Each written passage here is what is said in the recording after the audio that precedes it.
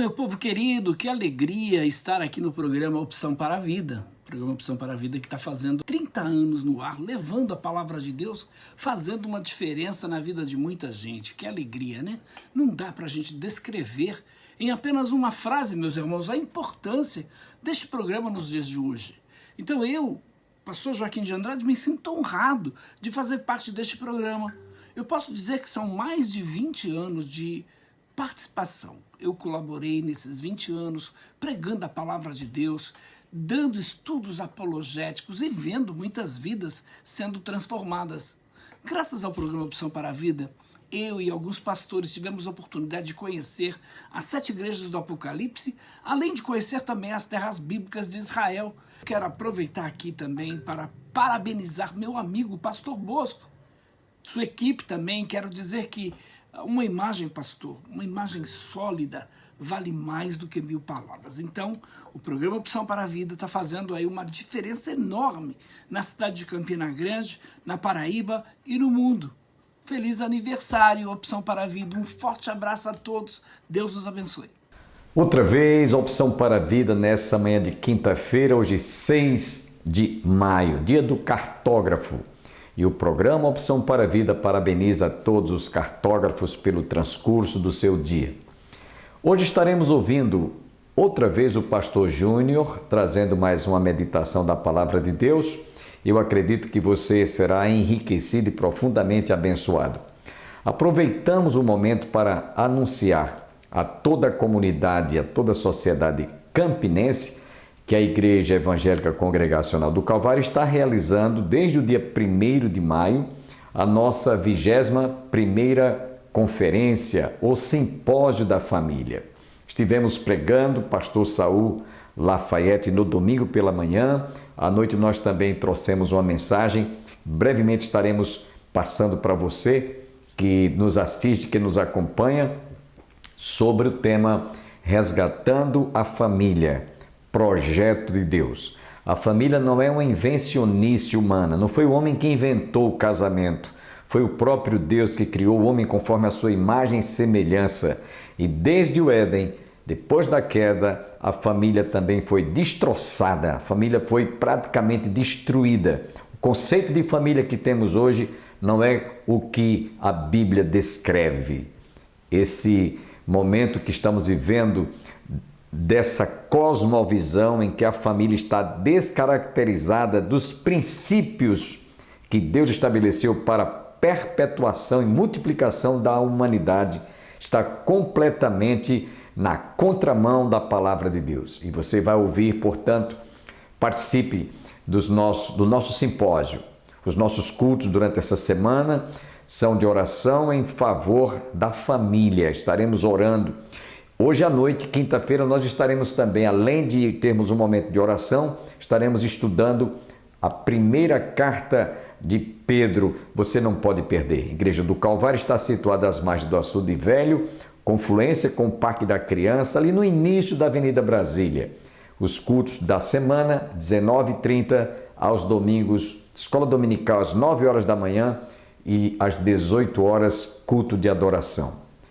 Fiquemos agora com o pastor Júnior trazendo mais uma reflexão da palavra de Deus.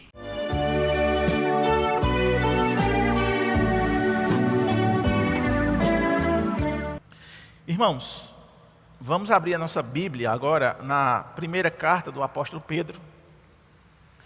Estamos na série Crescimento Espiritual, Preparo para o Futuro. Especificamente hoje, o tema será Vida na Igreja, um crescimento espiritual. E vamos aqui ver 3 versículos do capítulo número 2 da primeira carta de Pedro. Vamos ver aqui o que Pedro vai nos ensinar sobre essa vida na igreja e esse crescimento espiritual. Como se dá esse crescimento espiritual? Despojando-vos, portanto, de toda maldade e dolo, de hipocrisia e inveja e de toda sorte de maledicência, desejai ardentemente, como crianças recém-nascidas, o genuíno leite espiritual, para que, por ele, vos seja dado crescimento para a salvação. se é que já tendes a experiência de que o Senhor é bondoso. Ponto. Irmãos, Pedro, ele lembrou aos leitores desta carta que em Cristo, a igreja, ela então tinha uma nova forma de viver. Em Cristo, a igreja, ela tem uma nova inclinação, uma nova forma para viver. Uma vez que a igreja, o crente, deposita a confiança em Cristo, houve essa possibilidade de crença real em Deus. A fé deles em Deus trazia uma bendita esperança frente ao que lhes acometia, ou que estava acometendo aquelas pessoas. E só relembrando, o que é que estava acometendo eles no contexto? Sofrimento, perseguição. Nunca esqueça dessas duas, digamos assim, espinha dorsal para entender o texto aqui de Pedro. Sofrimento e perseguição. A igreja que recebe essa carta, ela estava passando por perseguição e sofrimento. Perseguição do Estado, perseguição dos vizinhos, perseguição da sociedade. Estavam sofrendo porque eram apedrejados, alguns deles eram torturados, outros eram deserdados, perdiam a família, tudo por causa de Cristo. A igreja estava meio que esmorecendo. E veja que não era porque alguém estava à frente. Não é porque um irmão do lado me magoou. Não, era algo muito pior. Uma vez que eles trocaram os deuses falsos, deixaram sua idolatria, às vezes comunicada por tradição, às vezes imposta pelo próprio Estado, agora eles depositavam a sua fé e esperança em Deus, que havia realizado há alguns anos atrás, para que todos vissem lá em Jerusalém a ressurreição de Cristo dentre os mortos. Ou seja, a crença agora é autêntica em um Deus verdadeiro. Então, é outro contexto desses irmãos. Eles saíram da idolatria, eles saíram dos deuses do Estado, que o Estado mandava eles crerem, o imperador ou o governador, saírem do panteão grego, do panteão romano, e eles agora então estavam imersos na crença de um Deus verdadeiro. Pedro então vai informar que eles tinham purificado, ou seja, tinha sido purificado de todo o pecado. E a ideia é que o sacrifício de Cristo e a fé em Cristo lhes outorgou esse perdão de sua natureza que se inclinava para o mal. Baseado então na pregação do Evangelho, ou seja, quando eles ouviram e creram na pregação de Pedro, e assim obedeceram, eles foram purificados. Passaram a viver com um alvo majestoso, esplêndido, magnífico. Eles passaram a viver no amor. Então, sobre isso que Pedro está dizendo aqui, ele diz num contexto antes, que foi aqui o pastor Bosco aqui enfatizou na vez que ele esteve aqui expondo. O apóstolo Paulo, ele também vai enfatizar essa questão do amor. A igreja, ela vive de fato no amor. Essa vida que nós vivemos é no amor, é amando mesmo, suportando uns aos outros, irmãos. Amém? Você quer ser suportada? Suporta o outro. A gente só quer que seja suportado, não é só limar. Mas tem que suportar o irmão. Amém? Isso é amor. Amor. Paulo disse assim: o amor é paciente, é benigno. O amor não arde em ciúmes, não se ufana, não se ensoberbece. 1 Coríntios capítulo 13, verso 4. Paulo ainda escrevendo aos Romanos capítulo 13, verso 10, ele diz: o amor não pratica o mal contra o próximo. Olha só. De sorte que o cumprimento da lei é o amor. Quando Paulo, escrevendo ainda na primeira carta aos Coríntios, agora no capítulo 16, verso número 4, ele diz: todos os vossos atos sejam feitos com amor. É para a igreja, viu, irmãos? É para mim e para você. O crescimento espiritual, então, é o processo de amadurecimento que todo crente passa. Portanto, para um crente crescer saudável e forte, ele tem que se alimentar. Mas não é qualquer alimento. Tem que ser um alimento que é sem igual, que é único, singular. É um alimento que seja puro, sem mistura, sem contaminação. Tem que ser um alimento genuíno, que nunca fora adulterado ou que seja passível de vencer. De ter ali a data de vencimento. Não, esse alimento que Pedro está dizendo aqui não pode ser dessas características. E toda essa qualificação não cabe a nenhum escrito na face da terra, a não ser a Bíblia. Ela sim é o alimento do crente, que faz o mesmo crescer de forma total e saudável. A Bíblia, irmãos, é um livro singular, não existe outro igual. Trata-se de um dos livros mais antigos do mundo. E, no entanto, ainda é o best-seller mundial por excelência, a Bíblia.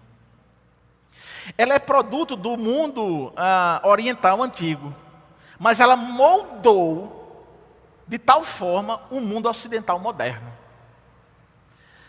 Tiranos houve que já queimaram a Bíblia, mas os crentes continuam reverenciando-a como palavra de Deus. É o livro mais traduzido, mais citado, mais publicado e que mais influencia a humanidade. E essa influência continua existindo em toda a história da humanidade. Pode o STF fazer lei para tirar das bibliotecas, pode querer queimar. Isso já aconteceu, irmãos. Isso não é novo. Mas a Bíblia, ela nunca vai desaparecer. Porque esse livro é a palavra de Deus. Ela é eterna. Amém? E ela está à sua disposição, aonde quer que você vá, ela vai estar agora à sua disposição. Porque podem queimar as Bíblias, podem retirar da biblioteca, mas ela está aqui no meu celular, ela está aqui nesse tablet, ela está aqui nesse livro. Graças a Deus por isso, amém, irmãos? Pedro tinha falado, no verso de número 23, do capítulo número 1, que os crentes tinham nascido de novo, agora para uma vida superlativa, espiritual, poderosa. E ele completou que esse povo, de novo nascimento, não é um nascimento que acontecerá uma morte de novo, mas esse novo nascimento, ele é eterno. E ele é eterno em conformidade com a própria palavra de Deus, que também é eterna, que é eficaz e que é viva. Então, Deus, em comparação com os seres que Ele criou, em especial ao homem, Pedro vai dizer que são como a erva do campo e sua flor. Embora que por um momento apareça na história e seja um esplendor, o homem logo logo morre e seca. Já Deus e a sua palavra jamais seca e morre. Com isso, a gente poderia tirar uma ideia, né, disso e perguntar assim, e que palavra é essa? E poderíamos perguntar a Pedro isso. E Pedro então, ele vai responder que essa palavra é a palavra que foi evangelizada para a igreja. Veja no final do versículo 23, ora, esta é a palavra que vos foi evangelizada, ou melhor, verso de número 25, o final do verso número 25, capítulo 1. Essa palavra que vos foi evangelizada. Paulo, falando sobre essa ideia do poder da palavra, ele disse à igreja de Coríntio: certamente a palavra da cruz é loucura para os que se perdem, mas para nós que somos salvos, poder de Deus. 1 Coríntios 1:18. Quando Paulo se dirige à igreja de Roma, ele diz: pois não me envergonho do evangelho, porque é o poder de Deus para a salvação de todo aquele que crê, primeiro o judeu e depois do grego. Romanos 1, capítulo 1, verso número 16. Vamos entrar então a entender esses 3 versículos especificamente agora. Como Pedro está falando sobre crescimento espiritual, podemos perguntar aos 3 primeiros versículos do capítulo 2. Ok? Pedro está falando de crescimento espiritual, então a gente pode fazer uma pergunta para o texto. Ou seja, é como se ele tivesse perguntado para Pedro: como posso crescer espiritualmente? E aí Pedro vai nos responder nesses 3 versículos. Amém? Deu para entender, irmãos? E por que fazemos essa pergunta, penso eu? É porque esperamos na vida do crente ver as evidências de um comportamento pessoal desse crescimento. Nós esperamos que esse crescimento apareça na nossa vida. Nós esperamos que esse crescimento espiritual seja evidenciado na comunidade como um todo, na vida de cada um de vocês, na vida de cada um de nós. Então Pedro vai responder: para que você cresça espiritualmente, verso de número 1, despojem-se, livrem-se de toda maldade, todo engano, toda hipocrisia, toda inveja e todo tipo de difamação. Percebam que Pedro, ele vai pegar, você já é crente, você já nasceu de novo, amém? Você já tem a palavra evangelizada, poderosa, que te resgatou das trevas, colocou você na maravilhosa luz, você é crente. Então, para que você tenha um crescimento espiritual, você já percebeu quem você era e já pediu perdão. Agora, retire de você, retira o pecado. E aí ele enumera algumas coisas que de fato pode permanecer na nossa natureza pecaminosa. Não é só isso, não é só essas coisas. Mas percebam isso, que ele está dizendo o seguinte: livra-se disso. Irmãos, a maldade, aqui, a expressão de malícia, significa má fé originada de nossa natureza pecaminosa. Quando permitido, isso em nossa vida afeta o relacionamento com os outros. O amor ao próximo, ele desaparece. Você lembra que ele estava falando de amor? Então, quando eu vivo uma vida com malícia, com maldade, o que é que eu faço? Eu não tenho uma vida de amor. Por isso que ele está dizendo: livra-se disso. Tira a malícia, tira a maldade. Amém, irmãos? É para mim e para você isso. Não pense em outra pessoa não, irmãos. Você que está me assistindo em casa, não vá pensar em algum irmão da igreja ou algum parente. Deus está falando com você, comigo.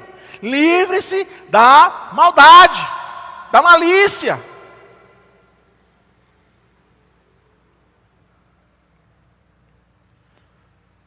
A maldade é o desejo de causar dor, mal ou sofrimento ao próximo.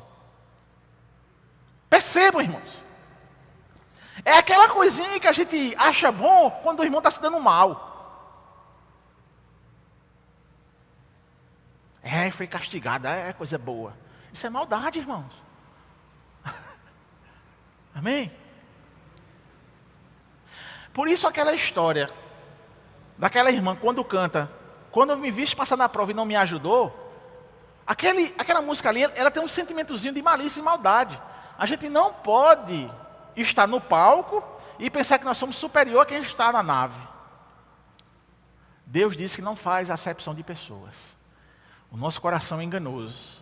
Por isso que Pedro está dizendo assim: olha, tira isso, despoja, livra-se disso. E ele ainda continua: todo engano. Para o apóstolo Paulo, e aí Lucas ele cita isso em Atos capítulo 13, verso 10, no encontro com o macho Elimais, a expressão, ele vai denotar quem assim procede ser filho do diabo e inimigo de toda a justiça. Ou seja, quem tem o hábito de enganar, quem já enganou, ou quem engana, ou quem vai enganar, A palavra, a ideia aqui da expressão é como se fosse uma pessoa que é filha do diabo e inimigo de toda a justiça. O engano faz com que as pessoas sejam lesadas, depreciadas. Eu lembro-me, quando eu era pastor no campo, e uma vez eu fui ver uma negociata entre duas pessoas que criavam animais. A gente chama de borrega, né? A ovelhazinha pequena chama de borrega lá. Aí eu estava prestando atenção, os dois crentes lá negociando, aí um dizia, tem 100 quilos? Não tem não, foi vermifugada, não foi. Aí eu fiquei dizendo, misericórdia. É tanto? Não é tanto, mas faz tanto. Eu disse, peraí, dois crentes fazendo um negócio, por que você não diz a verdade? Se está doente, se não está, qual é o peso real, qual é o preço justo? Aí ficava um negociando, aí o que é esse sentimento? Esse sentimento é de defesa, porque o outro pensa que ele vai enganar ele. Aí o outro está pensando que o outro vai enganar e fica esse joguete. Irmãos, se você vai vender um carro, se você vai vender uma casa, diga a verdade. Se o carro bateu, diga, o carro já bateu. Vai perder 5 mil reais na venda, mas diga a verdade. Porque Deus vai lhe abençoar. Porque se você enganar, você vai ser filho do diabo. Entendeu, irmãos? Seja honesto nas suas coisas. Ah, pastor, mas se eu for honesto, o outro vai me enganar. E Deus não está vendo, não? E você não é filho de Deus, não? E Deus não vai lhe recompensar, não? Vai. Tenho certeza que vai. Amém? Uma vez eu fui colocar no LX o preço do carro para vender. Eu tinha um carro e fui vender. Aí a gente aprendeu essa lição lá quando estava fazendo. Quando eu botei lá o preço, aí alguém disse assim, bota um preço maior, gente, para que a pessoa dê o preço que o carro vale. Eu disse, não, o carro é tanto. O carro é tanto, tem isso, tem que fazer isso e tal. É esse preço aqui, não tem esse negócio de botar mais para... Não, mas tu vai perder. Não, não vou perder. Eu não vou perder. Se ele quiser, quer. Se ele não quiser, venda outro. Porque eu sou crente. Porque eu sirvo a Deus. Amém, irmão? Com isso, ele continua, Paulo, né? Dizendo assim, a hipocrisia e inveja estão... a hipocrisia e inveja, ou seja, despoje também da hipocrisia e inveja. E por que eu estou citando hipocrisia e inveja? Porque estão juntos. Enquanto a hipocrisia é a vida dupla, coração dobre, a inveja é uma atitude que se expressa no desejo de possuir algo que pertence a outro. A inveja leva frequentemente à inimizade. É um problema recorrente nas comunidades evangélicas, essa questão da inveja.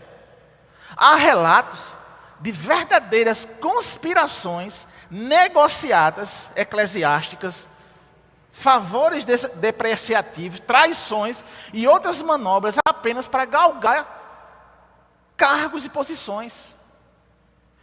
Então Pedro diz assim, olha, se houver esse tipo de coisa, tire logo. Tire isso aí. Irmãos, a gente tem que ter cuidado com o materialismo, o consumismo, o hedonismo, prazer pelo prazer, narcisismo, uma vaidade exacerbada. E note que a sociedade, dia após dia, ela faz isso. Quando você... Hoje eu não assisto mais TV aberta, porque onde eu moro é muito ruim de pegar a TV digital. Não pega. Aí eu já desisti. Eu só assisto o stream. O que é stream? Ou eu assisto YouTube, o programa que eu quero assistir, digito lá e assisto. Ou eu assisto alguma coisa na Netflix de valor. É assim. Mas no YouTube, principalmente, quando você coloca, sempre vai aparecer propaganda. Qual é a propaganda que sempre pega a gente de jeito? Carro. Aí você está com um carro bom, funcionando, mas só porque tem 10 anos que foi fabricado, aí a propaganda diz, está na hora de trocar o carro. Aí você já fica com aquela vaidade, eu vou trocar o carro, vou para o carro novo. Não que ter um carro novo seja pecado. Mas às vezes isso é uma armadilha, porque você está com inveja de alguém que tem um carro novo, e você tem que ter um carro novo para mostrar essa pessoa. Aí tem uma pesquisa na psicologia que diz que a alegria de carro novo só dura 7 dias, pastor Bosco. 7 dias. Talvez o cheiro nem dure 7 dias. Está vendo como a gente se engana? Está vendo como a gente cai nesse tipo de coisa? Pedro está dizendo o quê? Livra-se disso. Amém, irmãos? E aí, Pedro aqui então, ele vai chamar a igreja para que cada um possa se examinar. Não é examinar o irmão não, viu? É se examinar a si mesmo. Pois para cada um individualmente, certo? Você deve fazer essa sua avaliação, essa introspecção, e avaliar o seu crescimento espiritual. E aí esses passos que nós estamos dando para esse crescimento espiritual, livre-se do pecado, livre-se de sentimentos ruins, livre-se de sentimentos depreciativos, que depreciam o irmão ao lado, livre-se da inveja, da hipocrisia, pare de viver um fingimento, seja autêntico, viva o que você tem, viva o que você é. Tenho certeza que isso vai mudar muita coisa na sua vida. Não queira enganar. E se você for enganado, a justiça é de Deus. É de Deus. Não queira se vingar. Entrega nas mãos de Deus. Não é assim que a gente canta? Então vamos exercer essa fé, irmãos. E ele ainda vai dizer, terminando o capítulo, o verso de número 1, maledicência. A maledicência é um termo que também pode ser considerado como difamação. É expressado quando a pessoa fala mal de outra. É quando a pessoa usa a língua como arma. Faz com que a língua seja usada para o pecado. Tiago advertiu de maneira mais enfática sobre o perigo destrutivo do procedimento do uso da língua. Ele diz: assim também, a língua é algo pequeno que profere discursos grandiosos. Veja como uma simples fagulha é capaz de incendiar uma grande floresta. E entre todas as partes do corpo, a língua é uma chama de fogo. É um mundo de maldade que corrompe todo o corpo, ateia fogo a uma vida inteira, pois o próprio inferno a acende. O ser humano consegue domar toda espécie de animal, ave, réptil e peixe, mas ninguém consegue domar a língua. Ela é incontrolável e perversa, cheia de veneno mortífero. Tiago capítulo 3, verso 5 ao verso 8. No final, a ideia é conscientizar a igreja, os irmãos, que nossa língua tem que sempre exalar apenas o que é bom, abençoar e estimular o outro. Pois não se pode jorrar água boa de um mesmo lugar que está jorrando água podre. Ou jorra boa, ou jorra água podre. Não pode sair de um mesmo cano água boa e água podre. Como está então o nosso cano? A nossa boca. É uma reflexão mesmo para nós, irmãos. Deus está exigindo isso de nós. Despoje-se, tire da sua vida tudo o que é difamação, tudo que é maledicência, tudo que amaldiçoa. Somos crentes, vamos abençoar. Quando você trabalha com a questão da clínica pastoral com o casal, quando o casal está em conflito, toda vez que você vai ouvir, seja um dos cônjuges, ele faz uma lista dos defeitos da pessoa. Quando você vai para o outro, ele faz a outra lista. Já percebeu que nós somos inclinados para esse tipo de coisa?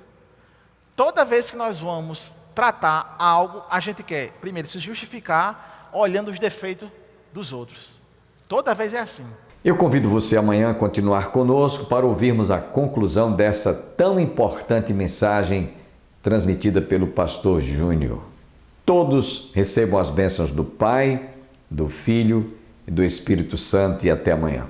Olá, igreja. É com muita alegria que estou aqui hoje para comemorarmos juntos os 30 anos de existência do programa Opção para a Vida, que foi idealizado e é brilhantemente comandado pelo nosso pastor Bosco.